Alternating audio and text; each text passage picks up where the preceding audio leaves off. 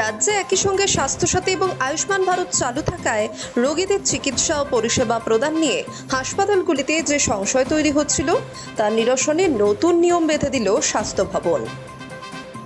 স্বাস্থ্য দফতরের নতুন স্ট্যান্ডার্ড অপারেটিং প্রসিডিওর অনুযায়ী এখন থেকে কোনো রোগী হাসপাতালে এলে পরিষেবা দেওয়ার ক্ষেত্রে অগ্রাধিকার পাবে কেন্দ্র ও রাজ্যের যৌথ এই দুই প্রকল্পের সুবিধা।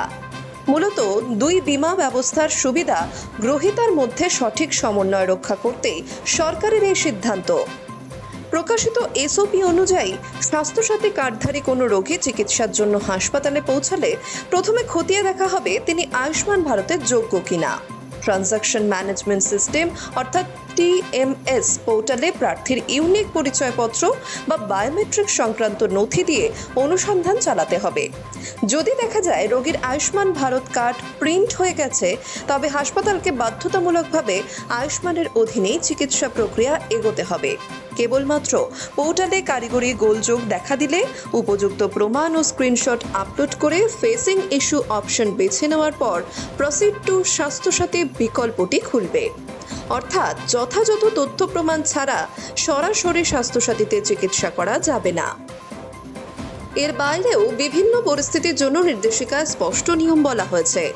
কোনো রোগীর নাম আয়ুষ্মানের তালিকায় থাকা সত্ত্বেও যদি কার্ড অনুমোদনের অপেক্ষায় থাকে, সেক্ষেত্রে স্বাস্থ্যসাথীর মাধ্যমে চিকিৎসা করা যাবে। বায়োমেট্রিক বা কেওয়াইসি অসম্পূর্ণ থাকলে তা দ্রুত সম্পন্ন করার চেষ্টা করতে হবে এবং 70 বছর বা তার বেশি বয়সীদের ক্ষেত্রে সংশ্লিষ্ট নিয়ম মেনে পৃথক নথিভুক্তিকরণ নিশ্চিত করতে হবে। অন্যদিকে রোগী যদি আয়ুষ্মানের যোগ্য না হন বা অন্য কোনো তালিকাতেই তার নাম না থাকে, তবে মুখ্যমন্ত্রী স্বাস্থ্য বীমা যোজনার ফর্ম পূরণ করিয়ে স্বাস্থ্যসাথীর আওতায় চিকিৎসা পরিষেবা দেওয়া যাবে। স্বাস্থ্য ভবনের তথ্য বলছে, বর্তমানে পশ্চিমবঙ্গে স্বাস্থ্যসাথী প্রকল্পে প্রায় 8.5 কোটি মানুষের নাম নথিভুক্ত রয়েছে। অপরদিকে আয়ুষ্মান ভারতে ইতিমধ্যেই 3.4 কোটি মানুষ নথিভুক্ত হয়েছেন এবং তার মধ্যে 1.23 কোটির কার্ড তৈরিও হয়ে গেছে।